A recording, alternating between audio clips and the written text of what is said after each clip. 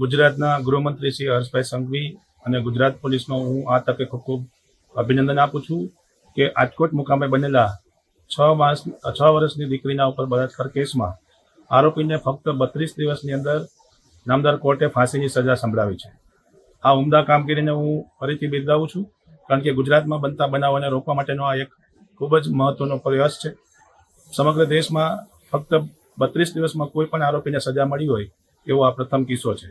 સાથે સાથે આરોપીને ભાગવાના પ્રયાસમાં એન્કાઉન્ટરમાં પણ હાફ એન્કાઉન્ટર જેવા પ્રયાસોથી પણ ગોળી પગમાં વાગવી, સાથે પોલીસે ખૂબ જ આ આરોપીને પકડવામાં મહેનત કરેલી છે। ત્યારે ગુજરાત પોલીસ અને માન્ય ગૃહમંત્રી તથા સરકારશ્રીને હું અભિનંદન પાઠવું છું। પીડિતાના પરિવારને ન્યાય મળે એ માટેના કાર્યમાં જે સરકાર કામગીરી કરી છે તે ખૂબ જ સરાહનીય છે।